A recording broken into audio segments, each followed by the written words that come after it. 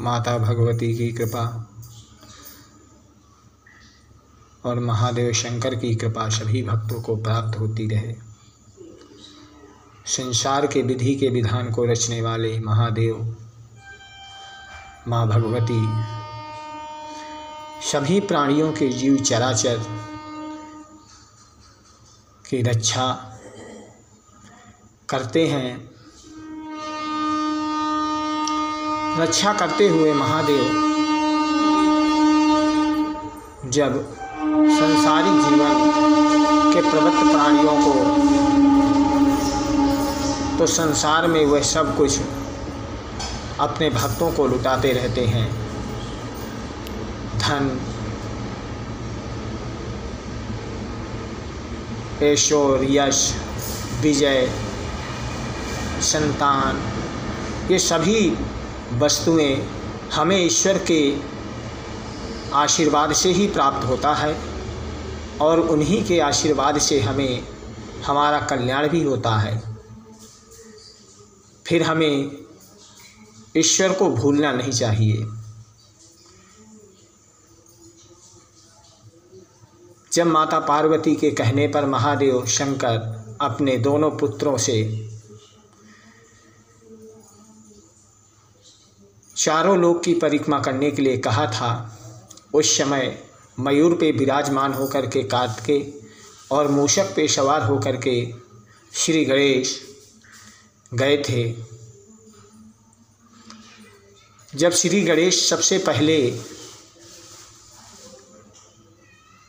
आए, नगर परिक्रमा लगा करके चारों लोक की, उस समय भगवान शंकर ने पूछा था कि पुत्र तुम इतना जल्दी परिक्रमा लगा करके कैसे आ गए। उन्होंने कहा, जहाँ माता पिता का आशीर्वाद होता है वह सब कार्य अच्छी प्रकार से और जल्दी पूर्ण हो जाता है। इसलिए सभी भक्त अपने माता पिता का आशीर्वाद प्राप्त करें और उनके आशीर्वाद से ही तुम्हारे सारे कार्य बनेंगे। कहते हैं हम संसार में जाकर के जगत में दर्शन करते हैं, चारों लोक की परिक्रमा, चारों धाम की परिक्रमा करते हैं और चारों धाम के दर्शन करते हैं, मगर घर में माता पिता भूखे या प्यासे बीमार पड़े हुए हैं, तो हमें चारों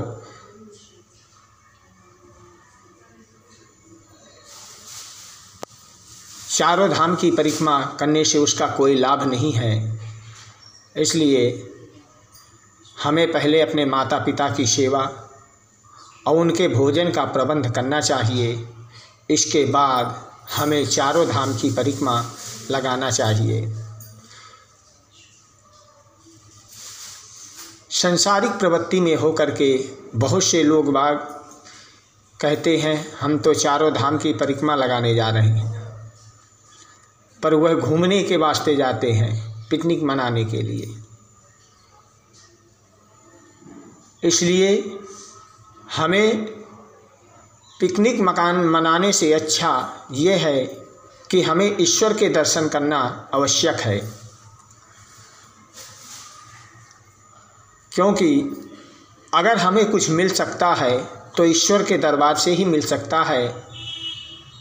बाकी सब वस्तुएं बेकार हैं। घूमना फिरना तो संसार में जीवन में इंसान का लगा रहता है, मगर यह ईश्वर के दर्शन, उनका आशीर्वाद बार बार ग्रहण नहीं होता और उसे हमें अवश्य प्राप्त करना चाहिए। इसी प्रकार से श्री गणेश ने कहा कि पिताश्री, मेरा वाहन छोटा है, इसलिए मैंने अपने दिमाग से ये सोचा कि पहले तो अपने माता पिता की परिक्रमा लगाओ, चारों धाम की परिक्रमा तो अपने आप ही पूर्ण हो जाएगी। जब कार्तिकेय आते हैं चारों धाम की परिक्रमा लगाकर चारों लोकों की, तो उन्होंने पूछा कि श्री गणेश तुम इतना जल्दी कैसे आ गए। तो उनके पिता श्री महादेव शंकर ने कहा कि पुत्र, यह बुद्धि और विवेक में तेज हैं, इसलिए ही इन्होंने चारों धाम की परिक्रमा न लगाने के कारण ये अपने माता पिता की परिक्रमा लगा लिए, तो इसका मतलब ये हुआ कि इनकी चारों धाम की परिक्रमा, चारों लोकों की परिक्रमा पूर्ण हो गई। इसलिए यह श्री गणेश बुद्धि और विद्या में विवेक हैं।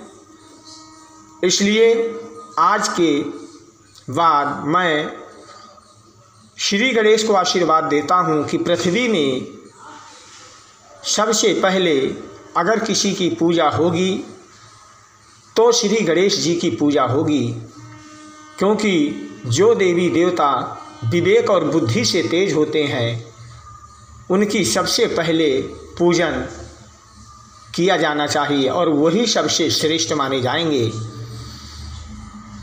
भगवान शंकर के घोषित करने पर श्री गणेश हम सब भक्तों के प्यारे हो गए और हमें अगर बुद्धि और विद्या की ज़रूरत है तो हमें श्री गणेश की सेवा, वंदना, अर्चना करना चाहिए और उन्हीं के आशीर्वाद से हमें विद्या, धन, यश की प्राप्ति हो सकती है।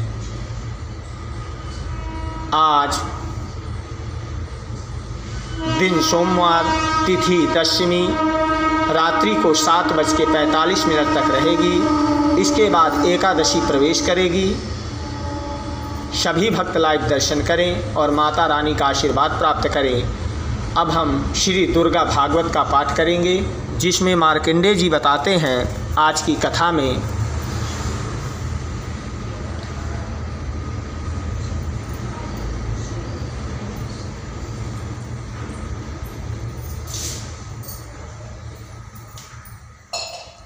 मार्कंडेय जी ने कहा कि व्रतो रथानां कोट्याचा युद्धे तस्मिन् युद्धतः बिडालख्यो च युक्तानां च पंच शरदभिरो युक्तते।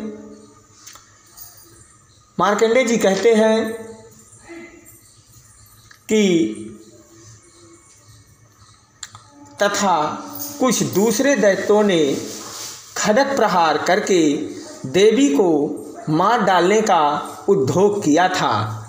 इस प्रकार से मार्कंडेय जी ऋषियों को कथा का श्रवण कराते हुए यह वचन उनसे कहा और ऋषियों ने हाथ जोड़ करके महाराज मार्कंडेय जी का आशीर्वाद ग्रहण किया।